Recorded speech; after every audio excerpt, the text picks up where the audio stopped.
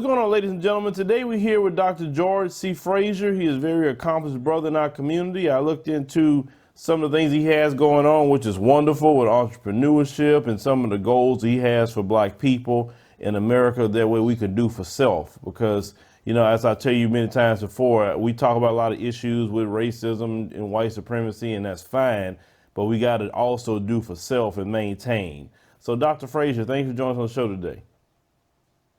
Well, it's a blessing, and thank you for making this happen. I know we struggled with it a bit between schedules and distance, but it's an honor to be with you. It's an honor to be on, quite frankly, and you're doing God's work, and please stay the course. Yes, sir. So, Dr. Fraser, tell people how you got into, you know, you have FraserNet, then you have also you're pushing a lot of entrepreneurship initiatives, because we need that in the black community. FraserNet was founded some 31 years ago out of a personal frustration that black people were not moving at the rate that they needed to move. They were not excelling in the areas of building and transferring wealth.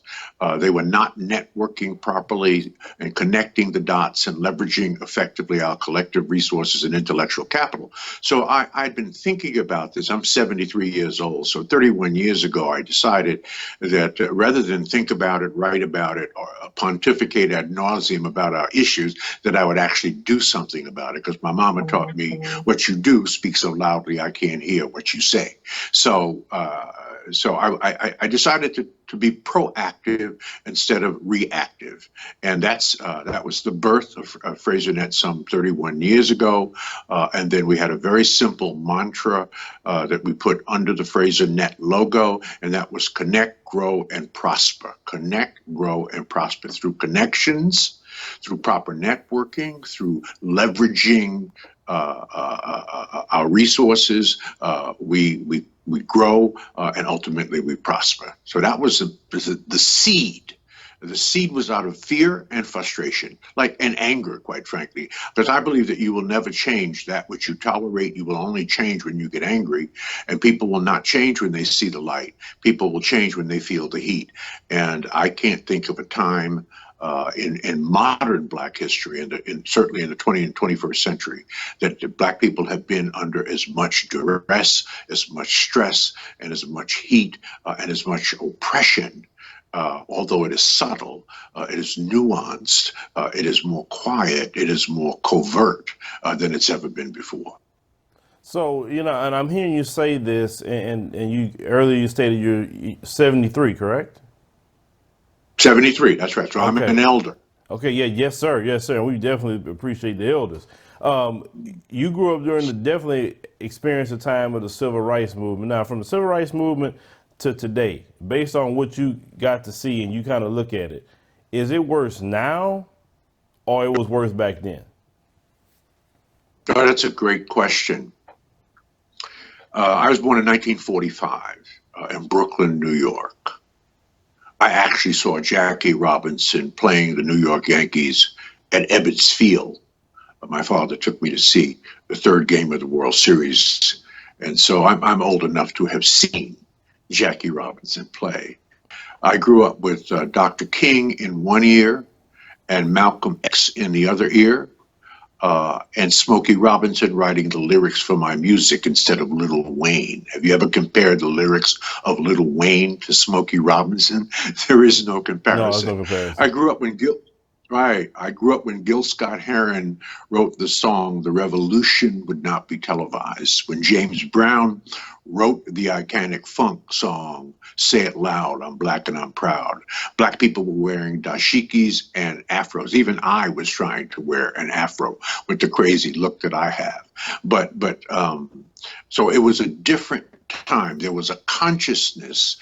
Black people were woke. We were about accelerating the progress of Black people. We were about understanding who we were as Black people, that there was an African consciousness, not just a Negro consciousness or an African American conscious. We were globalists. We were thinking Pan-Africanism. We were thinking how powerful black people are around the world and how dispersed and underutilized our resources were.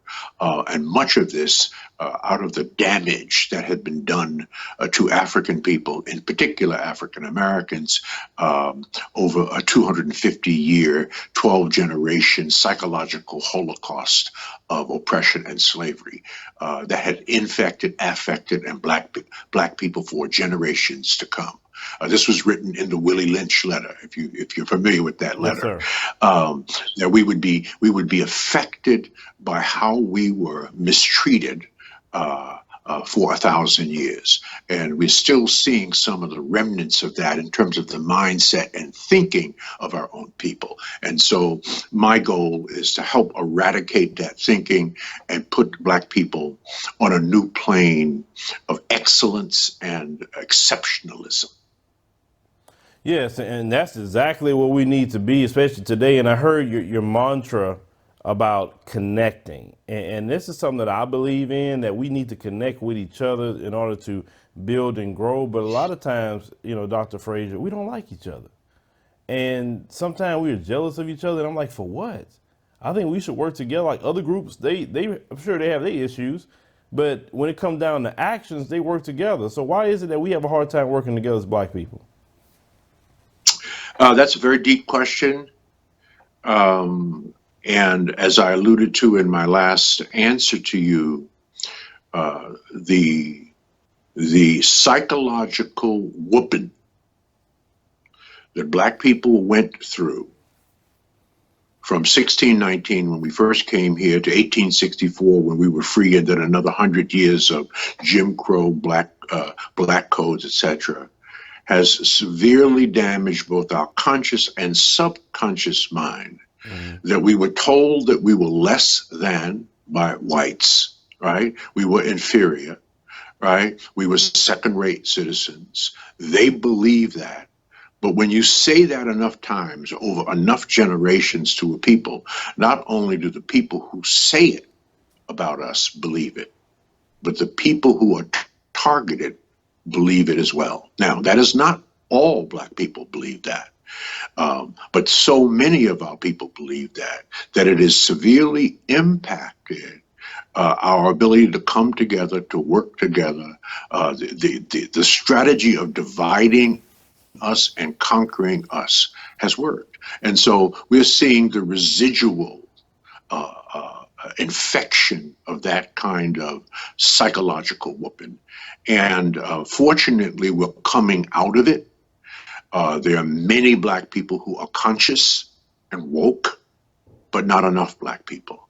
I have been serving black people for 40 years. I study black people. I'm a student of our culture and of our people. And I've come to a very simple conclusion here just recently, and I call it my 85-10-4-1 rule. This is my 40 years of serving and helping black people. This is my observation in traveling every place that black people have been dispersed. That 85% of black people are sleepwalking through life. 10% are pimping the sleepwalkers. 4% have pulled themselves out of that dark, sunken place and are ready to see the light.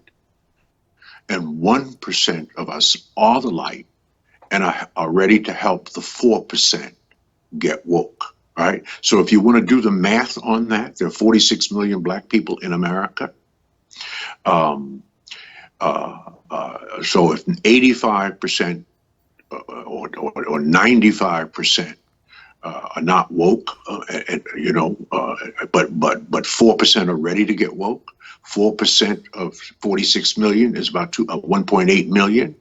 1% who are already woke, like yourself, is about 500,000. That means that there are about 2.3 to 2.4 million black people in this country who are ready to listen to brothers like you, do the things that we ask them to do, at the Power Networking Conference, which is coming to your great city in Houston. And they will lead the rest of our people to the promised land. It has always been a few that have led our people to the promised land. So we have to focus our time, talent, and treasure on inspiring, empowering, and educating and bringing to the light those few that are ready, and they will lead the rest. That's how it's always been throughout our entire history and throughout our entire culture. Yeah, it's always been like that. Even throughout the world, it's never been the mass. It's always been that few that's always fought the battle and led the masses into, That's greatness. right. Yeah, yes, sir. When we talk about your conference, so tell us about the conference that's going to be happening here in Houston and who's going to be presenting things there. Oh, yeah. The conference is called the Power Networking Conference, and the conference is now in its 18th year. Forbes magazine called the Power Networking Conference one of the top 5 conferences in America not to be missed. Not one of the top 5 Black conferences, but one of the top 5 of all the conferences produced in Black America not to be missed. It is a conference basically that will focus on the intergenerational transfer of wealth, which means in order for us not to be baby boomers, not to be the first generation of Africans in America to raise another generation that will not do better than them, according to USA Today, a front page news article, that we now have to man up and woman up and understand capitalism and understand money and understand and build and develop businesses that employ our people. We are the only culture in America that does not work on creating work and jobs for their people. That's the only way to raise up the poor. So we must start businesses, we must develop those businesses, and we must do a better job in managing the enormous wealth that we already have. If you look at African Americans right now, we're a $1.3 trillion annual economy. If we were a nation, we'd be the 16th richest nation in the entire world. But our money goes in one direction, away from us, and we're some of America's most conspicuous consumers. So at the Power Networking Conference, we show people with over 50 experts how to start businesses, how to build your businesses, how to start your career, how to build your career, how to manage your money. We will move you from financial illiteracy to financial literacy. So this is what we talk about. There are only 2 subjects we talk about at the Power Networking Conference, and that is money and business. And we bring over 50 African American experts in money and business, some of the most successful brothers and sisters in America and around the world. Billionaires come to our conference that look like you, my brother, right? And teach us how to grow and how to invest and how to start businesses and to build those businesses and to provide you a network of contacts that you can use for mentoring, coaching, ideas, and strategic alliances, joint ventures, and partnerships. So there will be 1,500 brothers and sisters from around the world who will converge on Houston. And one of the reasons we picked your great city is because there are 50,000 Nigerians in Houston. Mm-hmm. It is the largest Nigerian population in America, right? They're there because of oil, right? And because of opportunities. We also picked your great city because it's the 5th largest Black population in America, a progressive population that's focused on business and industry. So I'm urging, so it's going to be June of next year, June 26th through the 29th at the Hilton of Americas Hotel. If anyone wants more information about all of the people will be speaking, all the workshops that will be there, all of the expertise. And so if you asked me earlier, who is somebody that maybe a lot of people might know in your audience that's going to be there? Well, I think most people know who Damon John is. Damon John is the founder of FUBU. He is one of the main personalities on Shark Tank. Well, Damon John will be there talking about how to build and to start businesses, what businesses are good, what businesses are not so good. You know, you've seen him on Shark Tank. You Yes, know, sir. the brother is from Brooklyn, New York, where I'm from, and he's gangster. And I mean that in a positive way. He is sure enough gangster. So Damon will be there. Dr. Randall Pinkett, the only African-American to have won The Apprentice, right? Not the Celebrity Apprentice, the actual Apprentice, when Donald Trump was acting a little bit like he had some sense. Right now he's acting like he doesn't have any sense, but that's a whole nother story. So you're going to meet Dr. Randall Pinkett, and you're going to meet 50 other brothers and sisters. Now you can go to powernetworkingconference.com. Go to powernetworkingconference.com. That's our website. On that website, it's beautiful.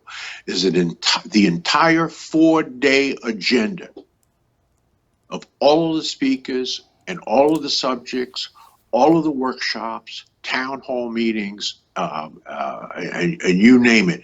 It will be a total immersion of Black business and wealth building excellence, right? You will meet people, again, that can coach you, that can mentor you, that can train you and help you grow your business and get your mind right, get your attitude right, can inspire you and empower you and educate you.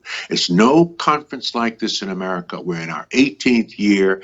And if you want to learn, earn, and return, and learn how to do that, you got to come to this conference, especially if you live in Houston. You have no excuse. You have no airline ticket to buy.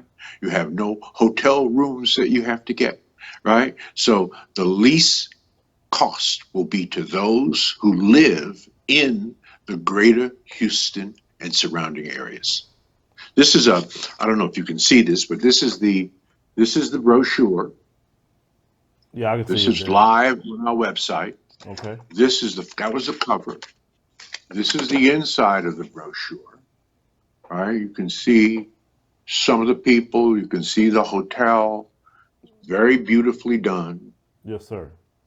It's an excellent value. There's a 100% money back guarantee. In other words, if you spend 4 days with us and your life doesn't change, you tap me on the shoulder, because I'm forever present, and I'll write a check and give you your money back.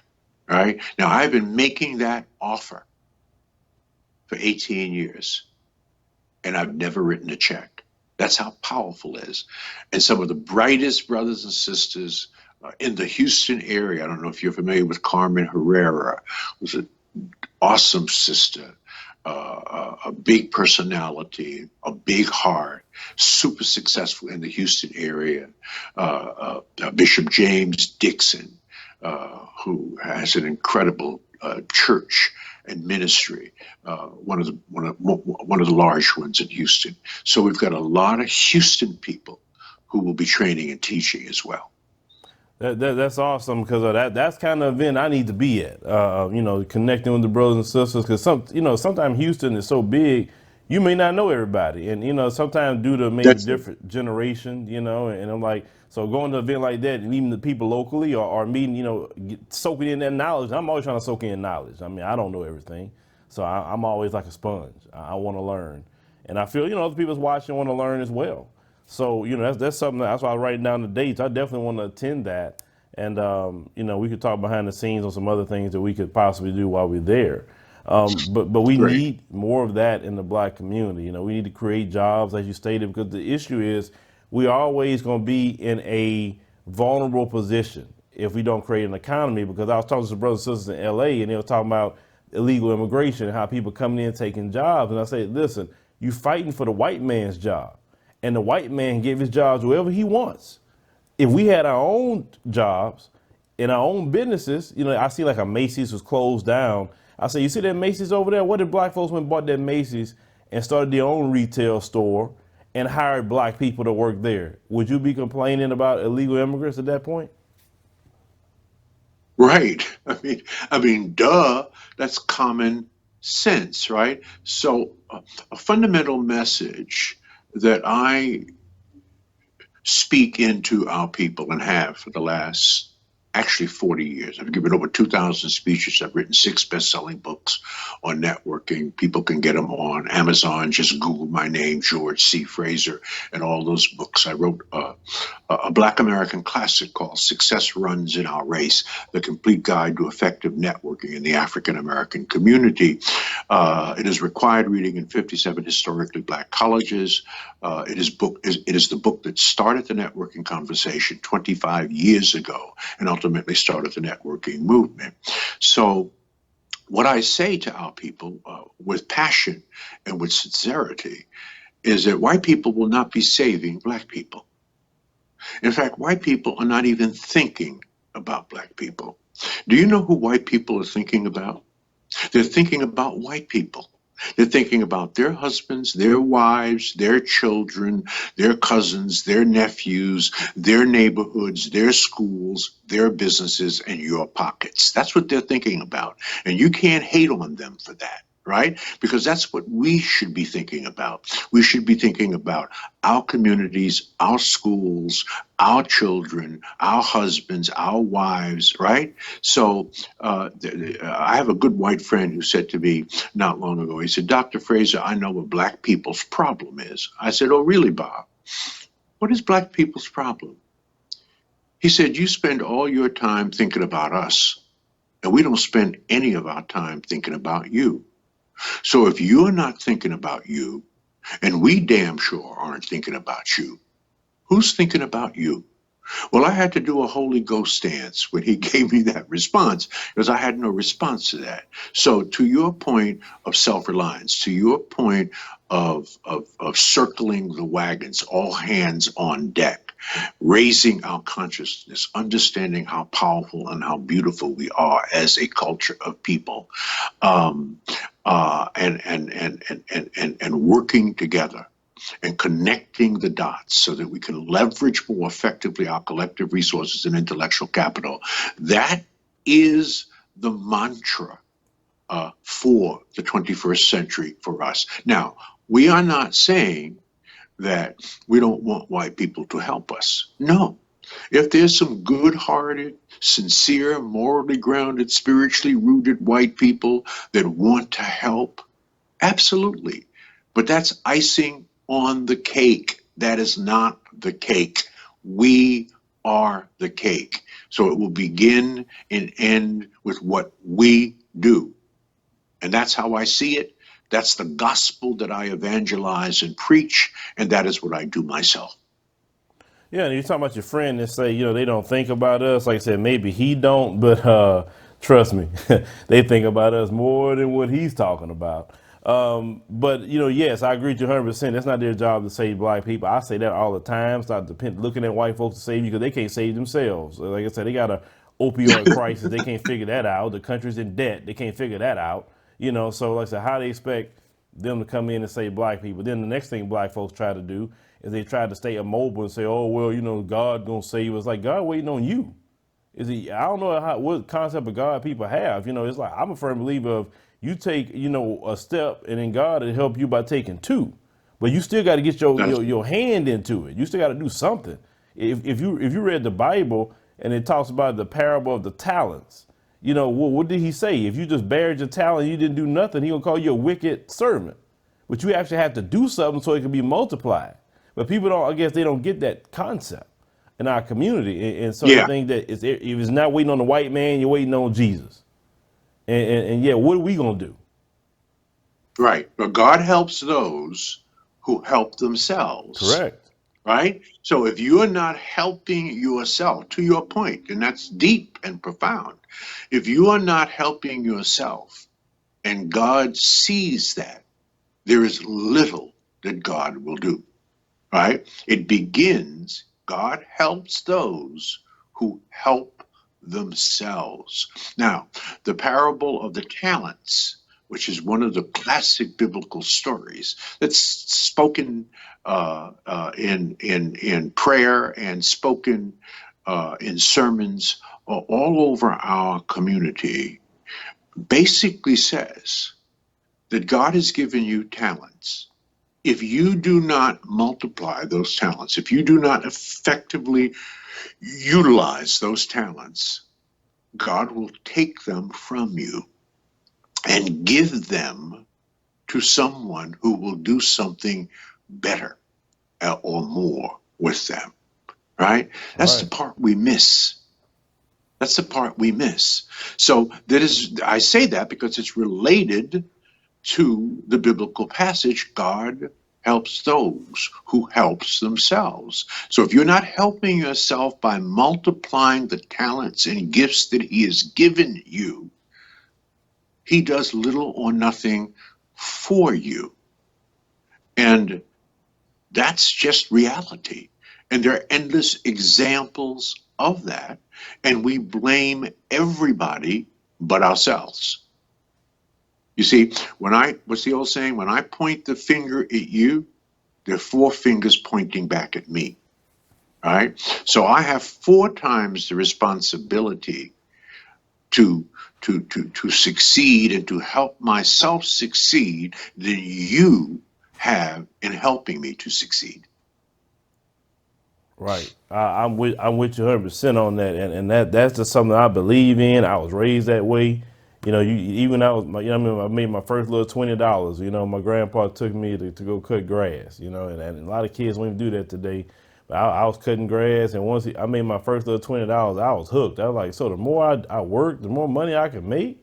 He's like, yep, but you got to work smart. Oh shoot, I couldn't wait to go back and work. That's I said, right. 'cause I didn't want to be That's right. asking my mama for money, because every time I ask for money, I ain't got it. But then I said, I can go get it on my own. Oh, so ever since 8 years old, That's I right. was like, nah, I got to get it. You know? That's right. Well, and we have to be, our people have to be very mindful of this. Behind every successful person is a group of people. And behind every unsuccessful person is a group of people. Introduce me to your five closest friends, and that will tell me who you are. As they know and as they go, so go you, right? Your network will determine your net worth, right? Right. So your relationships, the people that you associate with, they are everything. They're everything. If you hanging out with five broke people within a very short period of time, you're going to be the fifth or the sixth broke person, right? So your relationships, your network will determine your net worth, right? We know that friends are critically important because it's God's way of apologizing for your relatives. You see, you can pick your friends, but you can't pick your relatives. So you have to be very careful with who you are associated with. If you want, if your desire is to become wealthy, then you have to hang out with wealthy people because there's a system for everything. There's a system for everything. I tell this to young brothers and sisters in college, right? If your desire is to get A's in your classes, but you're currently getting C's, you only know the system for getting a C. And probably the people you're hanging with in college, they're all getting C's too. You as a group and know the system for getting to C. But if your desire is to get an A, you have to leave those C people alone and hang out with people who are getting A's and follow their system. You see, the system for getting an A is much different than a system for getting a C. So everything is a system.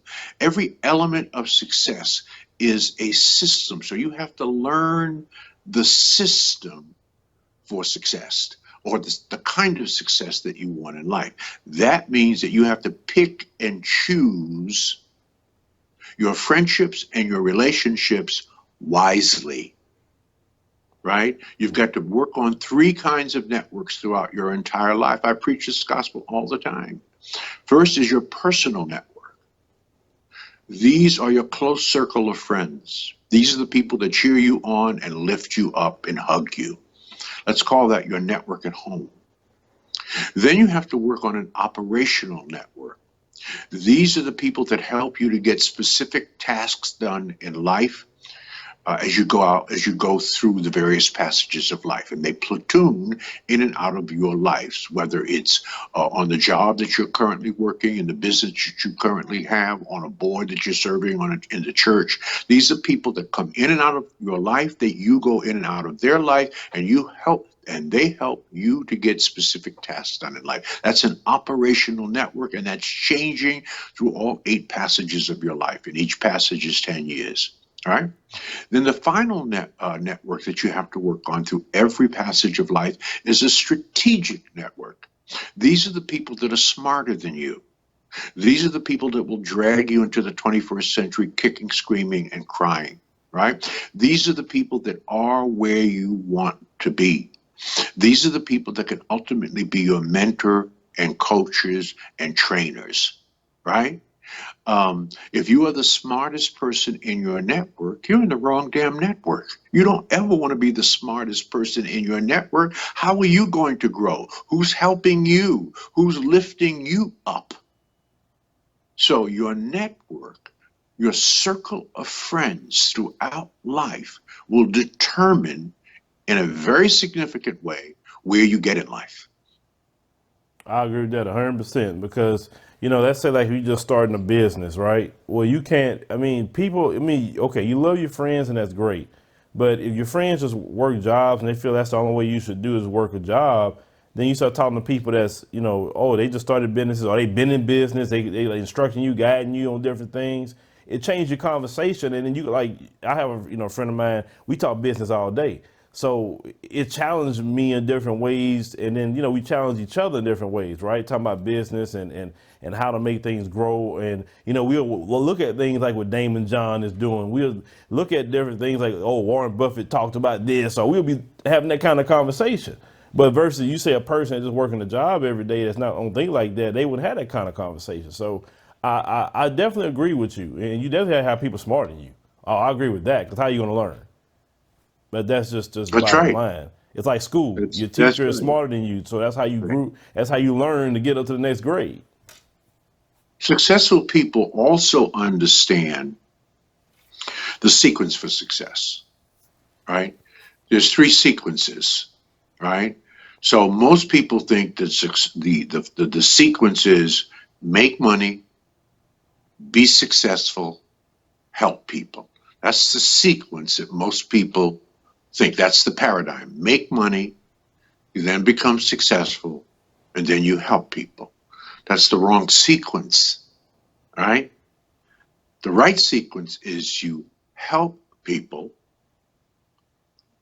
you then become successful by helping people, and then you make money. That's the right sequence. You see, the purpose of life is very simple. It is to love, to give, to serve, and to add the highest value to somebody or something every minute of every day. Today you will do your best, and tomorrow you will be better, right? That's the purpose of life. Loving, giving, serving, adding value, right? That's why most people are acting the wrong way, right? They are violating the number one principle of effective networking. Well, I think wrong. You network to give, and as you give, you get. You ain't giving, you ain't nothing, right? And it is in the Bible. It is better to give than to receive. You see, so you never give to receive, but know that it is impossible to give without receiving. Now, I didn't make that up. That is biblical. That's in the Bible. It's in the Bhagavad Gita. It's in the Torah. It's in the Quran, right? It's Right. in every religious and spiritual text there is. You have to give to receive. How do you give? You serve. You help people, right? That's how you become successful, and then they invest in that thing in which you have created, right? That serves them. It's no more complicated than that. And understanding the foremost principle of effective networking. You give first, you share always, the getting comes later. And by the way, you give unconditionally. You don't give conditionally. You see, I don't give you flowers because you gave me a box of chocolates. That's a condition, right? I don't love you because you love me. That's a condition. I do these things because I can and I feel them. And so it doesn't necessarily matter how you feel or what you do back to me, right? I'm not doing it for that. I'm doing it because I've deemed you worthy. I've deemed you a positive. I deemed the fact that you would receive it in a gracious and useful way. That's why I do it. Not because I'm trying to scheme or game you to get something. That's a fundamental principle that too many of us do not operate under. We give to get. Wrong. You don't. I agree. Definitely agree with you because we should. You talking about you love the community. It means you're gonna be doing a lot of giving, and if you invest in the people and watch those people grow, I mean that's the beauty of it. It's not really you getting anything out of it. It's just watching those people come from certain areas. And the thing is, we are like our own brother and sisters keeper. So that's something that we should do. If you say you love your community, right? But Dr. Fraser, can you tell people how to contact you if they may have some questions for you? We definitely got the powernetworkingconference.com you mentioned earlier, but how can people get in contact with you? They can simply email me if they have questions. I'm very easy to reach. Just email me at gfraser, F-R-A-S as in Sam, E-R, at FraserNet.com, FraserN as in never, ET.com. GFraser at FraserNet.com, GFraser at FraserNet.com. If they'd like to get an electronic flyer on the Power Networking Conference, I will be more than happy to email that to them. If they email me, I'll have their email address. They may want to put their name and their cell number in there so that I can contact them. They can go right to the powernetworkingconference.com website and get lots of information. They can go to YouTube and put my name in YouTube, George C. Fraser, and you will see 100 speeches that I've given around the country, if not around the world. So there is plenty of ways to connect with me. I would really love to connect with you live and in living color at the Power Networking Conference. That's where you're going to really make an investment that you will expect a massive return on.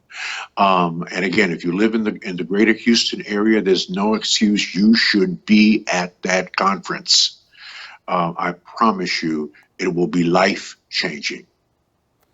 All right, ladies and gentlemen, we want to put all that in a pinned comment. That way, if you want to contact Dr. Fraser, and also, if you definitely gonna be in the Houston area, you want to travel, you're doing business. We talk about this all the time.